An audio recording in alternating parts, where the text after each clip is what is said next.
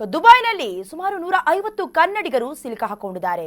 ಯಾರು ಕೂಡ ಆತಂಕಕ್ಕೆ ಒಳಗಾಗೋದು ಬೇಡ ಅನ್ನೋದಾಗಿ ಸಚಿವ ಕೃಷ್ಣ ಬೈರೇಗೌಡರು ಹೇಳಿಕೆಯನ್ನು ಕೊಟ್ಟಿದ್ದಾರೆ.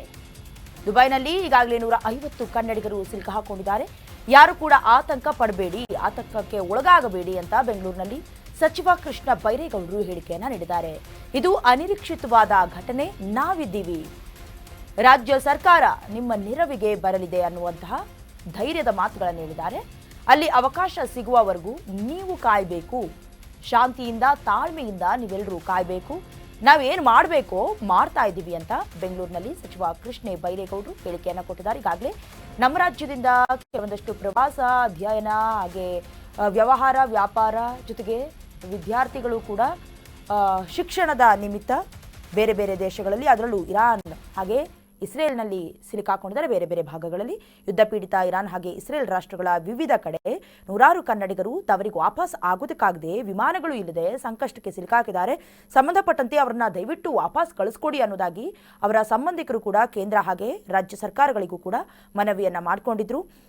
ಇದರ ಮಧ್ಯದಲ್ಲಿ ಬಳ್ಳಾರಿ ಶಾಸಕ ನಾರಾ ಭರತ್ ರೆಡ್ಡಿ, ಜೆಡಿಎಸ್ನ ವಿಧಾನ ಪರಿಷತ್ ಸದಸ್ಯ ಭೋಜೇಗೌಡರು ಹಾಗೆ ರಾಜ್ಯ ಚುನಾವಣಾ ಆಯೋಗದ ಆಯುಕ್ತ ಜಿಎಸ್ ಸಂಗ್ರೇಶಿ, ಬಿಗ್ ಬಾಸ್ ಸ್ಪರ್ಧಿ ಡ್ರೋನ್ ಪ್ರತಾಪ್ ಮತ್ತಿತರರು ಕೂಡ ವಿಮಾನದ ಸಂಚಾರ ಸ್ಥಗಿತ ಹಿನ್ನೆಲೆ ಸಿಲುಕಾಕೊಂಡಿದ್ದಾಗಿ ಹೇಳಿದ್ರು. ಅಂದ್ರೆ ಒಂದೆರಡು ದಿನ ಮತ್ತೆ ಡಿಲೇ ಆಗುತ್ತೆ, ವಿಮಾನಯಾನಗಳನ್ನೆಲ್ಲ ಕೂಡ ಸ್ಥಗಿತಗೊಳಿಸಿದ್ರು. ಸಂಬಂಧಪಟ್ಟಂತೆ ಕೆಲವೊಂದಷ್ಟು ಹೋಟೆಲ್ಗಳ ಹೊರಭಾಗದಲ್ಲೂ ಕೂಡ ಸ್ಫೋಟಕ ಸೌಂಡ್ಗಳು ಅಥವಾ ದೊಡ್ಡ ದೊಡ್ಡ ಮಿಸೈಲ್ಗಳ ಸೌಂಡ್ಗಳು ಕೂಡ ಕೇಳಿಸ್ತಾ ಇದ್ವು ಅನ್ನೋದಾಗಿ ಅಲ್ಲಿರುವಂತಹ ಕನ್ನಡಿಗರು ಏನು ಸಿಲುಕಾಕೊಂಡಿದ್ರು ಅವರು ಹೇಳಿಕೆಯನ್ನು ಕೊಟ್ಟಿದ್ರು. ಸಂಬಂಧಪಟ್ಟಂತೆ ಇದು ಅನಿರೀಕ್ಷಿತವಾದ ಘಟನೆ, ನಾವಿದ್ದೀವಿ, ಎದುರುಕೊಳ್ಬೇಡಿ, ಶಾಂತಿಯಿಂದ ತಾಳ್ಮೆಯಿಂದ ಕಾಯಬೇಕು ಅನ್ನೋದಾಗಿ ಬೆಂಗಳೂರಿನಲ್ಲಿ ಸಚಿವ ಕೃಷ್ಣ ಬೈರೇಗೌಡರು ಹೇಳಿಕೆಯನ್ನು ಕೊಟ್ಟಿದ್ದಾರೆ. ಅಲ್ಲೇ ಸಿಕ್ಕಾಕೊಂಡಿದ್ದಾರೆ. ಅವರು ಸ್ವಲ್ಪ ಆತಂಕದಲ್ಲಿದ್ದಾರೆ. ನಾವು ಹೇಗೆ ಬರಬಹುದು ಅಂತ ಪ್ರಶ್ನೆ ಎಲ್ಲ ಇಟ್ಕೊಂಡು ಅವರೆಲ್ಲರಿಗೂ ಕೂಡ ನಾನು ಸರ್ಕಾರದ ಪರವಾಗಿ ಆತಂಕಕ್ಕೆ ಒಳಗಾಗಬೇಕಾದಂತ ಅವಶ್ಯಕತೆ ಇಲ್ಲ ಎಂದು ವಿಶ್ವಾಸವನ್ನ ತುಂಬುವಂತ ಕೆಲಸ ಮಾಡಲಿಕ್ಕೆ ಬಯಸ್ತೇನೆ.